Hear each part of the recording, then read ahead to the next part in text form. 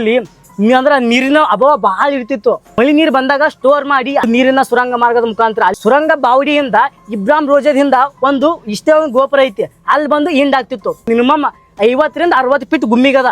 ಬಾವುಲಿ sound ಬರುತ್ತದ, ಎಲ್ಲ ಬರುತ್ತವ. ಪ್ಲೇಸ್ ನೋಡಕ್ ಚಂದ ಅನ್ನಿಸ್ತೈತಿ ಮ್ಯಾಲಿಂದ, ಬಟ್ ಡೇಂಜರಸ್ ಐತ ಅನ್ಕೋತೀನಿ. ಯಾಕಂತಂದ್ರ ಫುಲ್ ಎಲ್ಲಾ ಮಣ್ಣ್ ಬಿದ್ಬಿಟ್ಟೈತಿ. ಇದು ಎಷ್ಟು ಡೀಪ್ ಐತ ಅನ್ನೋದೇ ನಾನು ಇಮ್ಯಾಜಿನ್ ಮಾಡ್ಕೊಳಕ್ ಆಗಾಕತ್ತಿಲ್ಲ ನನಗ ಅವಾಗ ಒಳಗಿನ ಏನಾದ್ರು ಬಂದ್ ಬಿಡ್ತೈತಿ, ತಿಂದ್ ಬಿಡ್ತೈತಿ ಅಂತ ಅಂಜಿಕೆ ಬರಾತೈತಿ. ಸುಮ್ಮಿರ ಸಖತ್ ಆಕ್ಟಿಂಗ್ ಮಾಡ್ತಿದ್ದೆ ಕಾರಣ ಫಾಲೋ ಮಾಡ್ರಿ, ಹಾಗೆ ನಿಮ್ಗೆ ಏನಾಗ್ತದೆ ಕಮೆಂಟ್ ಮಾಡ್ರಿ. ಈ ಪ್ಲೇಸಿಗೆ ನೀವು ಬರ್ತೀರಂತಂದ್ರೆ ಸೇಫ್ಟಿ ಮೆಜರ್ಮೆಂಟ್ಸ್ ಇಟ್ಕೊಂಡೇ ಬರ್ರಿ ಅಂತೀನಿ. ಬಟ್ ಒಳಗ್ ಹೋಗೋಕ್ಕಿಂತ ಪೈಲ 100 ಸಲ ಯೋಚನೆ ಮಾಡ್ರಿ. ನಾನಂತೂ ಒಳಗ್ ಹೊಂಟಿಲ್ಲ, ನಿಮ್ ಮ್ಯಾಲ್ ಬಿಟ್ಟು. ಇದೊಂದೇ ಕಡ್ಲ ಈ ಕಾಗದಕ್ಕೆ ಒಳ್ಳೆ ವಿಷಯ ಅಂತ ನೀನ್ ಹೇಳಿದ್ದು. ಬೆಳಕ್ ಹೋಗ್ಬೇಡ್ರಿ, ಮ್ಯಾಲಿನ ನೋಡಿ ಹೋಗ್ರಿ.